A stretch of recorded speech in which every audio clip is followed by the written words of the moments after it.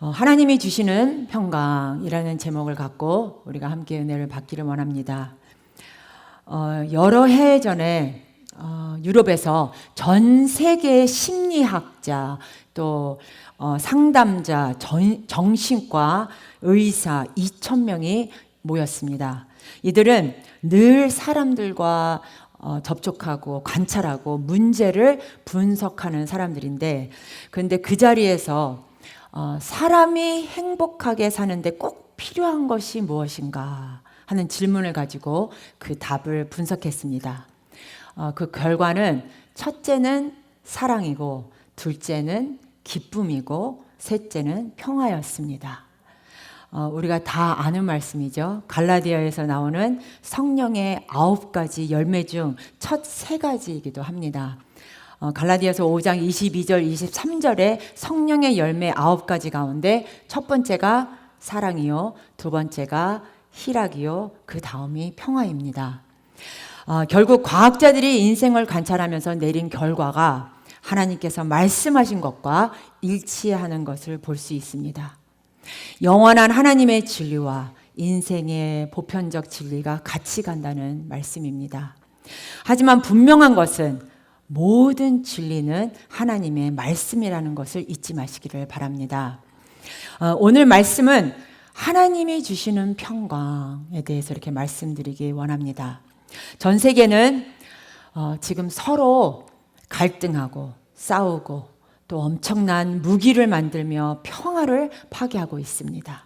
솔직히 현재 있는 무기만으로도 지구를 몇 번 파괴하고도 남는다는데, 그런데도 계속해서 새로운 무기를 개발하고 있습니다. 뿐만 아니라 한국에서는 온갖 사회 문제가 넘치고 있습니다. 요즘 TV나 유튜브를 보면 많은 분들이 짜증이 나고 갈등과 염려가 생기고 분노하고 슬픔에 잠기게 된다고 합니다. 미국도 역시 마찬가지입니다. 여러분들도 다 알다시피 찰리 클럭이라는 한 가정의 남편 또 아버지가 작년에 유타 밸리 유니버시티에서 총에 맞아 죽게 되었습니다. 이렇게 세계는 세계대로, 우리 민족은 우리대로 평화가 없습니다. 그럼 이 풍랑 많은 삶 속에서 어떻게 해야 평화를 누리며 살 수 있을까요? 본문 7절에 모든 지각에 뛰어난 하나님의 평강이 그리스도 예수 안에서 너희 마음과 생각을 지키시리라고 말씀합니다. 하나님의 평강은 하나님께 주시는 평화입니다. 그 평화는 모든 지각에 뛰어난 하나님의 평화라고 했습니다. 여기에서 지각이란 영어로 understanding, 즉 사람의 머리로 이해할 수 있는 것을 말합니다. 그리고 뛰어난이란 뛰어넘는다, 초월한다 라는 것입니다.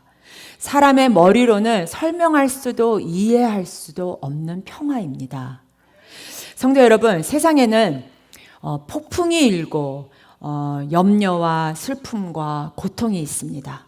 하지만 우리가 설명할 수 없는 하나님의 평화를 우리 마음속에서 경험할 수 있다는 것입니다. 그리고 그 평화는 예수님께서 폭풍 가운데 배 안에서 주무시고 계시는 평화입니다. 우리가 부르는 찬송가 가운데 평화, 평화로다, 하늘 위에서 내려오네 라는 가사가 있습니다. 이것은 세상이 줄 수 없는 평화, 나라와 인간이 줄 수 없는 평화, 물질과 명예와 권력이 줄 수 없는 평화, 오직 하나님의 평화가 내 마음과 생각을 지켜준다는 하나님의 약속입니다. 우리 성도님들은 이 평화를 누리며 살고 있습니까? 본문 7절에 그리하면으로 시작되는데, 위와 같이 하면 그 결과도 내게 평화가 있을 것이다 라는 말씀입니다. 그럼 그 조건이 무엇일까요? 어떻게 해야 하나님의 평강이 내 마음과 내 생각을 지켜주신다는 것일까요? 우리가 하루를 살아도 가슴에 평화를 갖고 살고 싶은데, 솔직히 세상은 걱정과 근심으로 가득 차 있습니다. 경제적 문제, 정치적 갈등, 건강 문제, 미래에 대한 염려, 또 자녀 문제 등 우리들에게는 걱정이 너무도 많습니다. 그래서 하나님께서는 우리가 하나님의 평화를 가지고 살 수 있는 길을 보여주셨습니다. 이 시간 하나님께서 우리에게 평화를 가지고 살 수 있는 길을 4가지로 나누어 말씀드리기 원합니다. 첫째는 마음을 즐겁게 하라고 합니다. We must be joyful.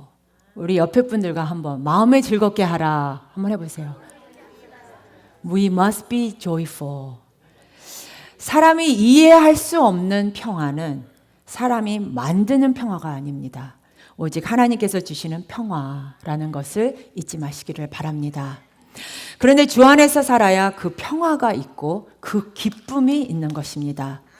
만약 주님이 내 안에 계시지 않고 주님이 내 안에 들어오지 않으면 이 우주 속에 나는 한 줌의 팽개쳐진 흙과 같은 무의미한 존재일 것입니다. 아무 의미가 없습니다. 따라서 우리가 예수 그리스도 안에서 성령 안에서 영원한 진리 안에서 살아야 평화가 있고 기쁨이 있는 것입니다. 아멘. 그러므로 세상의 온갖 풍랑에 부딪히고 고통과 슬픔과 도전을 맛보더라도 예수 그리스도의 눈으로 하나님의 눈으로 본다면 여러분에게는 평화가 있을 것입니다. 아멘. 영국의 옥스포드 대학에서 어른들과 아이들의 차이를 연구한 자료가 있습니다. 여러 차이 중에서 특별한 것은 바로 우리가 하루에 몇 번이나 웃는가 하는 것입니다.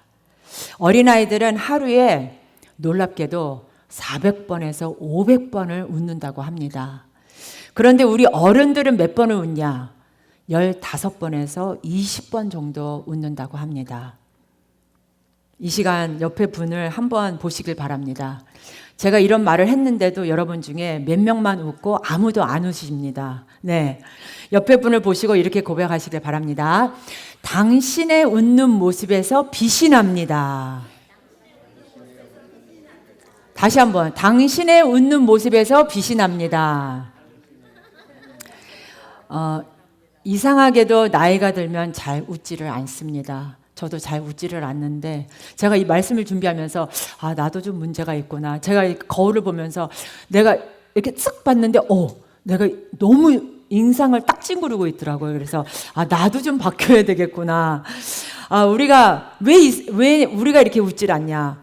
나이가 들면 왜 안 웃나? 아무리 재미있는 것들도 옛날에 이미 다 본 것들입니다.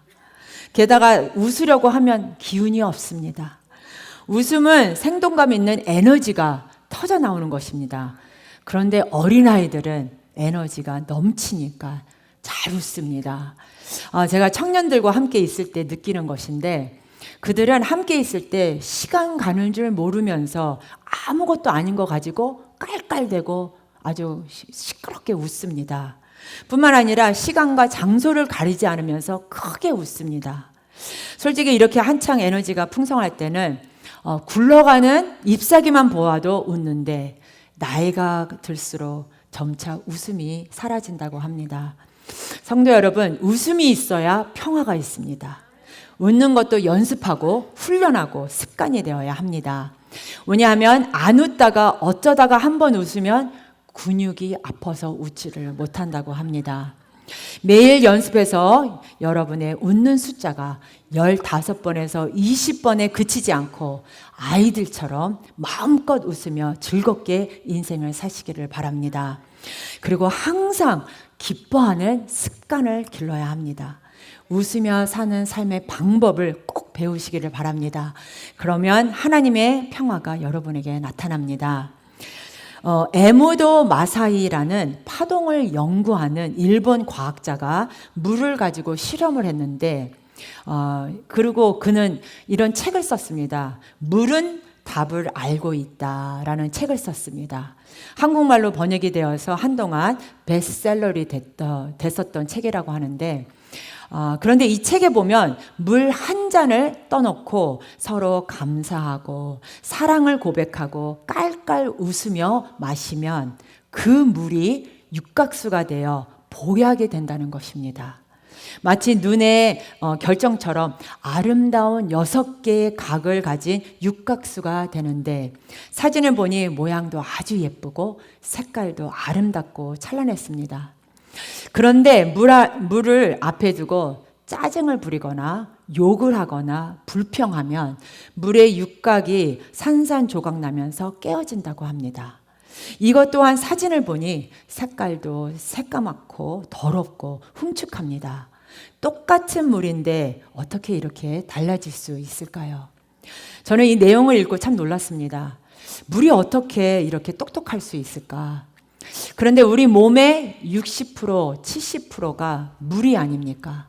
그러므로 만약 내 마음이 어둡고 더러워지고 분노로 차 있고 불평을 하면 내 몸에 독이 생기는 것입니다. 우리의 몸에 물이 변해서 독이 되는 것입니다. 하지만 감사와 기쁨과 평화와 사랑이 있으면 어떻게 될까요? 물이 바로 보약이 됩니다. 우리 성도님들은 모든 것을 좋게 보고 즐겁게 생각하면서 감사하고 기쁨을 누리고 사시기를 바랍니다. 70세, 80세가 되어서도 젊은이들처럼 하루에 최소한 200번은 웃으시길 바랍니다. 하나님의 평강이 여러분의 몸과 마음과 영혼에 임하게 될 줄 믿습니다. 두 번째로 누구에게나 관대하라는 것입니다. We must be generous. 우리 다 같이 옆에 분 누구에게나 관대하라. 본문 5절에 너희 관용을 모든 사람에게 알게 하라. 주께서 가까우시니라고 말씀합니다. 인생의 끝이 가까우니 가슴을 열고 사람들에게 관대하고 부드럽고 친절하게 살아라. 그러면 평화가 있다는 것입니다. 성도 여러분, 관대하다는 것은 마음을 여는 것입니다. 이 세상에 여러분의 마음에 드는 것이 얼마나 있으며 또 마음에 드는 사람은 몇 명이나 있습니까?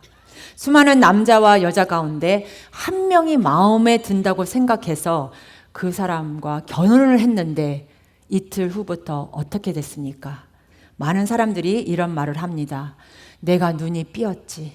어쩌다 이런 사람과 결혼을 했을까? 하면서 후회하면서 할 수 있나 죽으나 사나 살아야지 라고 생각한다고 합니다. 또한 다른 사람의 말과 여러분의 마음이 하나가 되는 경우가 얼마나 있나요? 만약 지구상에 65억 인구가 내 마음과 같아 한다면 여러분은 엄청나게 불행할 것입니다. 내 쪽에서 마음을 열어 다른 사람들에게 맞춰갈 때 평화가 있다는 것을 깨달으시길 바랍니다. 모두 내 마음에 맞게 행동하라고 고집 부리고 자기 주장만 하는 이기적이고 자기 중심적인 사람은 불행하게 살 수밖에 없습니다. 그런데 혼자만 불행하면 모르겠는데 주위의 사람들마저 불행하게 만들고 맙니다. 그러므로 마음을 여시기 바랍니다. 관대하게 마음을 열어서 하나님의 평강을 누리며 살기를 간절히 기원합니다. 오래전 일입니다.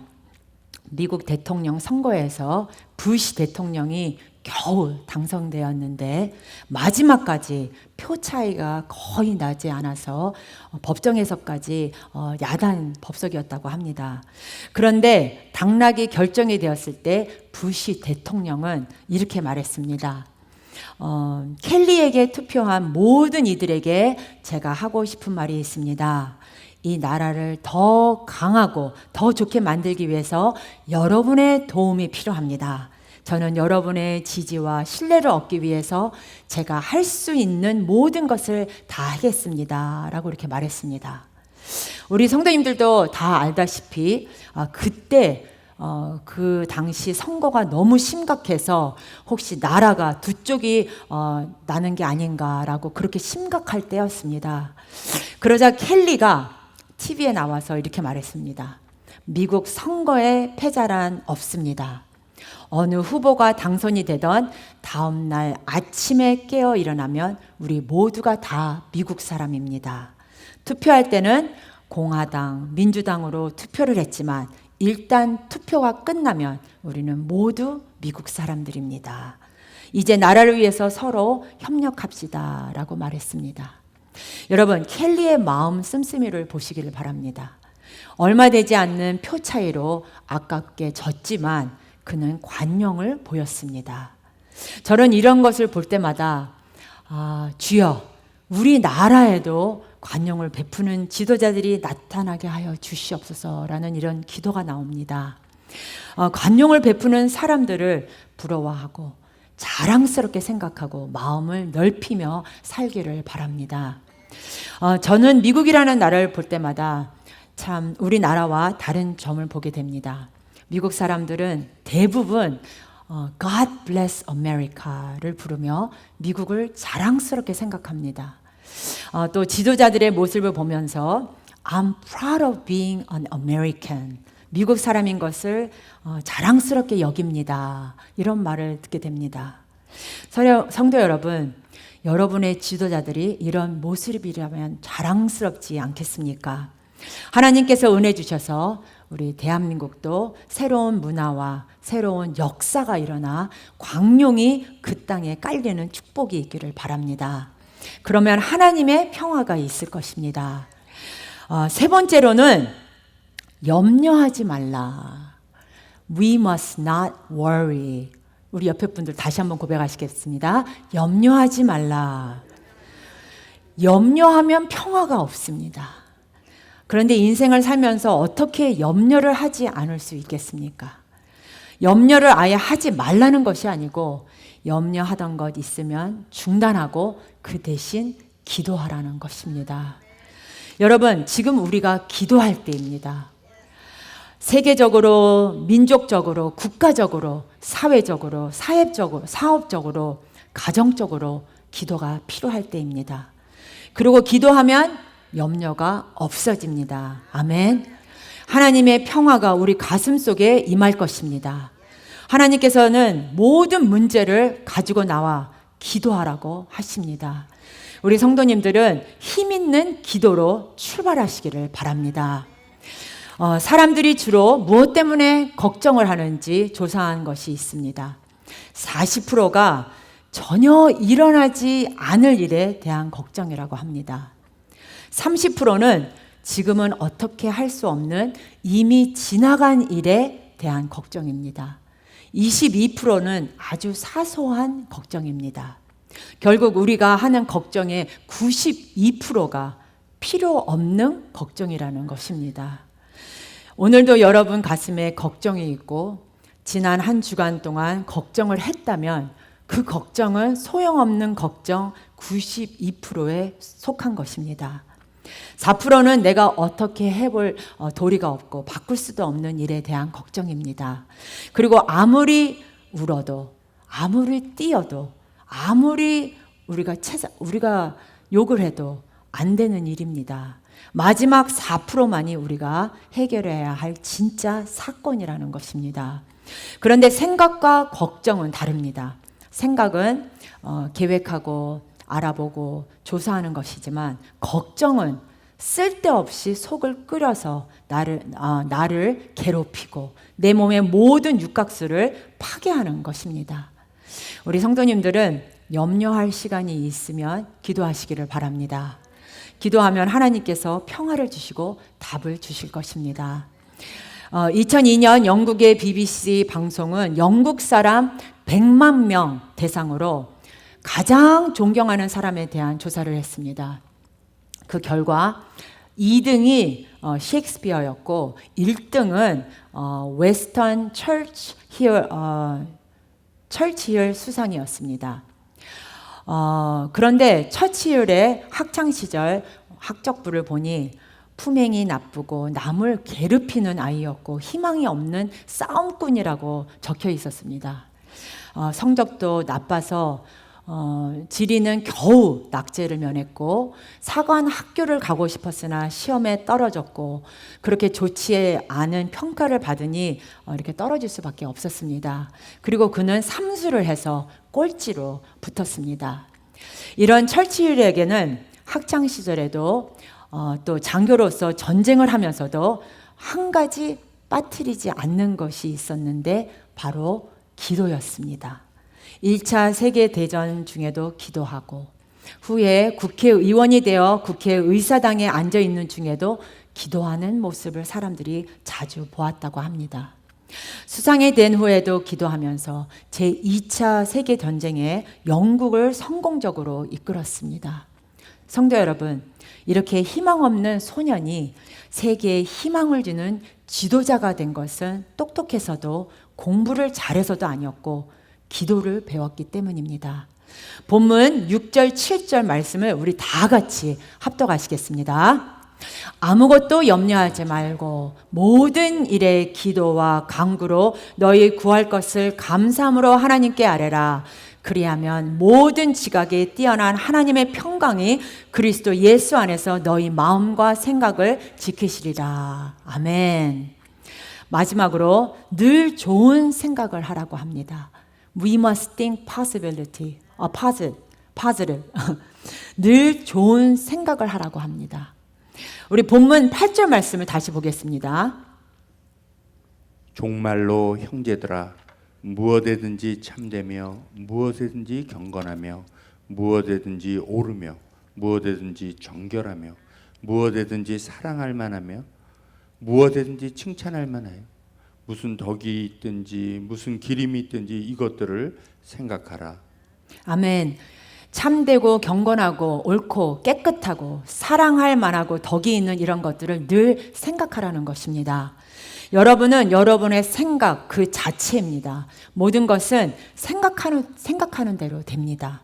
모든 것은 여러분의 생각에 달려 있습니다. 그러므로 생각을 잘못하면 갈등과 염려 속에서 살 수 있습니다.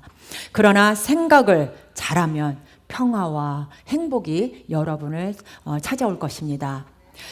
우리 교회처럼 이렇게 훌륭한 건물도 작은 생각에서부터 출발했습니다. 여러분, 생각을 좋게 하시기 바랍니다. 좋게 하면 좋은 결과가 나타나고 하나님의 평화가 있습니다. 본문 7절에는 하나님의 평강이라고 표현이고 본문 9절에서는 평강의 하나님이라는 표현이 보입니다. 바로 하나님의 특징이 평화라는 것입니다. 이 평화의 하나님이 여러분과 함께 계시고 하나님의 평화가 여러분과 함께 하셔서 사람이 이해할 수 없는 하나님의 평화를 누리며 살아가는 우리 성도님들이 되시기를 간절히 기원합니다. 제가 저번 주에 우리 성도님들한테 말씀드렸는데 오늘 예배 마치고 지금 아까 우리 유장로님께서 광고 말씀에 드렸지만 화요일부터 일본에서 삿포로에서 KMTG 세큘라 미리기 시작하게 됩니다. 그런데 어저께 저의 하루는 평강이 넘치는 하루가 아니라 전쟁이 넘치는 하루였습니다. 제가 금요일 철야 예배 때 우리 성도님들한테도 이제 기도 부탁하고 그랬는데 뉴욕에서 그 눈보라가 너무 심하게 쳐서 지금 오늘부터 비행 스케줄이 다 캔슬이 됐어요. 다 캔슬이 됐는데 어저께 이제 저는 알게 돼서 비행기를 이제 스케줄을 계속 왔다 갔다 하면서 하는데 오늘 말씀과 같이 기도하시라고 그랬잖아요. 그리고 하나님이 주시는 평강. 제가 이 말씀을 한 2주 전부터 준비했는데 하나님께서 나한테 하시는 말씀이 아닌가 그런 생각이 이렇게 되었어요. 근데 말씀을 준비하면서도 절대로 내 마음에 평강이 오질 않은 거예요. 하나님의 뜻이 도대체 무엇인가요? 도대체 이해가 안 가고 왜 이런 일이 일어나야 되나. 진짜 선교 차원에서 우리가 이런 행사를 하는 건데 왜 이런 일이 일어나는 건가. 그런데 어저께 저희가 이제 비행기 티켓을 하는 도중에 우리 이제 아이들과 같이 가만히 앉으면서 저희가 깨달은 게 있어요. 주일날 이렇게 우리가 떠나는 게 하나님이 기뻐하시는 것이 아니구나. 오히려 우리는 요번 일을 통해서 하나님의 그 깊은 뜻을 또 깨닫게 되었고 그걸 통해서 오히려 감사하는 마음을 갖게 되었습니다.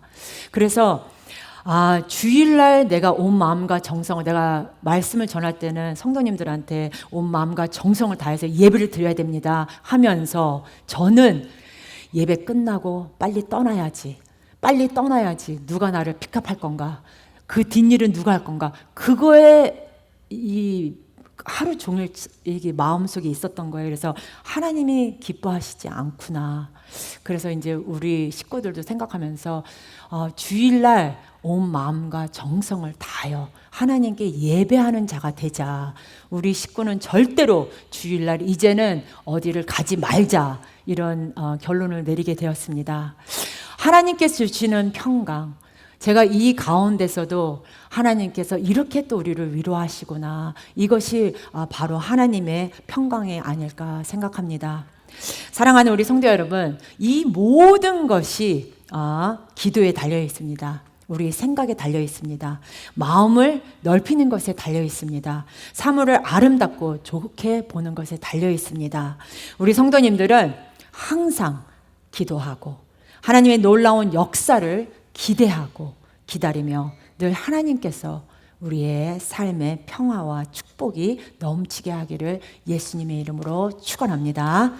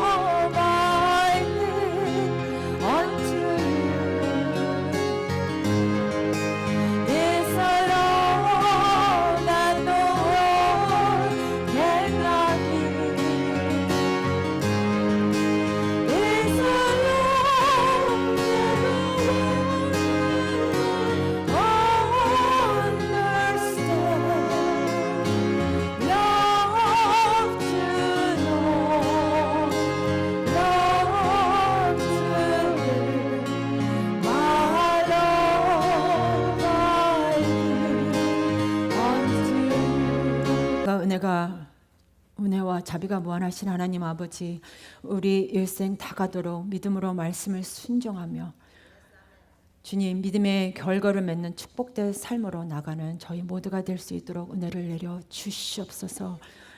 우리 성도님들에게 평강이 임할지어다. 평강이 임할지어다. 아버지 하나님, 우리가 언제나 하나님이 주시는 그 평강으로 승리하며 나갈 수 있는 우리 한 사람 한 사람이 될 수 있도록 도와주시옵소서. May the grace of the Lord Jesus Christ, the love of the Father, and the communion of the Holy Spirit be upon everyone who has decided to obey and follow you until the end. 지금은 우리 주 예수 그리스도의 은혜와 하나님 아버지의 무한하신 사랑과 성령의 위로 교통 인도하심이 이곳에 모인 성도님들에게 영원토록 임할지어다. 아멘.